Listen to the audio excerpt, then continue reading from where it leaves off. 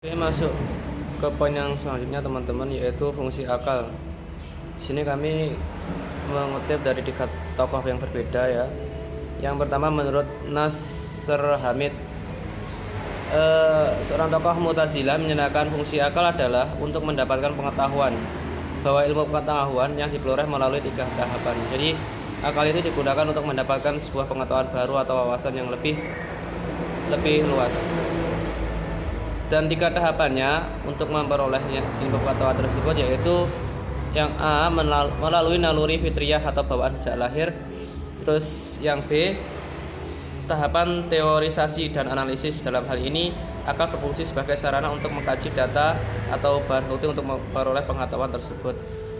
Untuk poin yang C, yaitu tahapan yang muncul setelah tahapan teorisasi dan pembuktian, yaitu tahapan pengetahuan atau tahapan kesempurnaan akal, yaitu akal dapat menyimpulkan dari yang didapat di atas. Terus yang kedua menurut Al-Farabi, di sini mereka memandang akal dari sudut pandang filsafata yang menyatakan bahwa ada tiga jenis akal. Allah sebagai akal dalam filsafat, emanasi, dan akal yang terdapat pada diri manusia sendiri. Dan akal di sini sebagai daya pikir yang terdapat dalam jiwa manusia. Akal-akal ini tidak bersisik tapi bertempat pada materi. Terus yang terakhir menurut Al-Razi, yaitu akal itu fungsinya yaitu akal seseorang adalah kemampuan yang dimiliki untuk memahami dan menangkap yang ada di balik kenyataan. Akal dimungkinkan untuk mengadakan perenungan dan pencarian kebenaran yang sejati terhadap fenomena dan gejala yang ada di alam semesta ini. Akal adalah alat penalaran dan perolehan pengetahuan. Dan di sini ada beberapa kemampuan akal, yaitu tingkatannya. Yang A, yaitu al-uhul al-hayyulaniyah atau dia punya kemampuan untuk memperoleh pengetahuan dan pengalaman.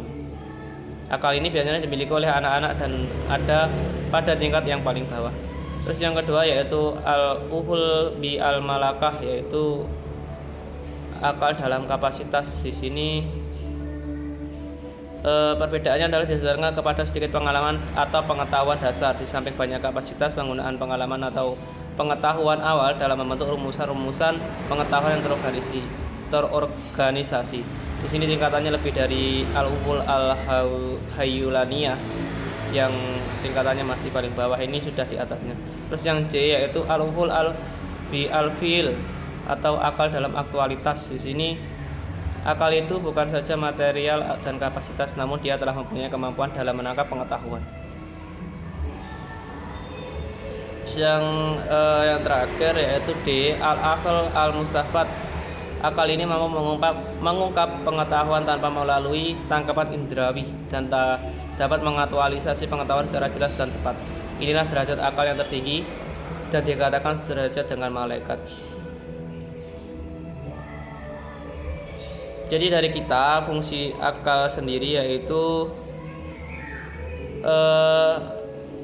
mengetahui hakikat kebenaran, dan jenisnya ada akal Allah sebagai akal dalam filsafat, dan akal yang terdapat pada diri manusia, serta akal sebagai daya pikir yang terdapat dalam jiwa manusia itu sendiri. Oke, lanjut ke poin yang selanjutnya.